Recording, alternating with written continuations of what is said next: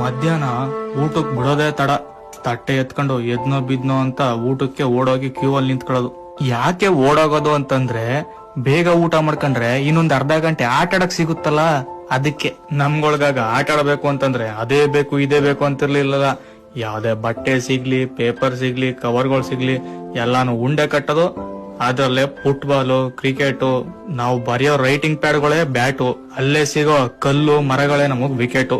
ಅವಾಗವಾಗ ಬತ್ತಿ ಸಣ್ಣ ಪುಟ್ಟ ಜಗಳಗಳು. ಯಪ್ಪ ಎಷ್ಟು ಮಜಾ ಇತ್ತಲ್ವಾ ಆ ಜಗಳದಲ್ಲೂ.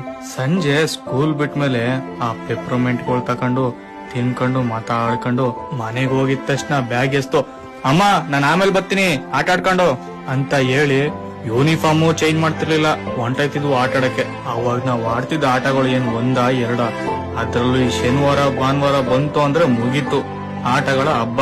ಒಂದೊಂದ್ ಆಟಗಳ್ದು ಒಂದೊಂದ್ ಸೀಸನ್. ಲಗೋರಿ, ಗಿಲ್ಲಿ ದಾಂಡು, ಗೋಲಿ, ಬುಗುರಿ, ಟಿಕ್ಕಿ, ಪಚ್ಚಿ ಆಟ, ಟೈರ್ನ ರೋಡಲ್ಲಿ ಓಡಿಸ್ಕೊಂಡು ಹೋಗೋದು, ಮರಕೋತಿ ಆಟ, ಕಣ್ಣ ಮುಚ್ಚಾಲೆ, ಡಬ್ಬ, ಒಂದೊಂದ್ಸರಿ ಹುಡುಗಿರ್ ಜೊತೆ ಸೇರ್ಕೊಂಡು ಕುಂಟಬಿಲ್ಲೆ, ಗಟ್ಟೆ ಮನೆ, ಅಳಿಗುಳಿ ಮನೆ, ಪಟ ಆರ್ಸೋದು. ಯಪ್ಪ ಒಂದ ಎರಡ 19 ಕಿಡ್ಸ್ಗಳು ಆಡ್ತಿದ್ದ ಆಟಗಳು. ನಮ್ಗಳ್ಗೆ ಕರೆಕ್ಟ್ ಆಗಿ ಸೈಕಲ್ ಓಡ್ಸಕ್ ಬರ್ತಿರ್ಲಿಲ್ಲ, ಅಂತದ್ರಲ್ಲಿ ಇನ್ನೊಬ್ಬನ್ ಹಿಂದೆ ಕೂರ್ಸ್ಕೊಂಡು ಅದು ಅರ್ಧ ಪೆಟ್ಲಲ್ಲಿ ಸೈಕಲ್ ತೊಳ್ಕೊಂಡು ಹೋಗೋದು. ಎಷ್ಟ್ ಧೈರ್ಯ ಇತ್ತಲ್ವಾ ನಮ್ಗಾಗ. ಆಮೇಲೆ ಬೇರೆಯವ್ರ ಮನೆ ಕಾಂಪೌಂಡ್ ಹತ್ತಿ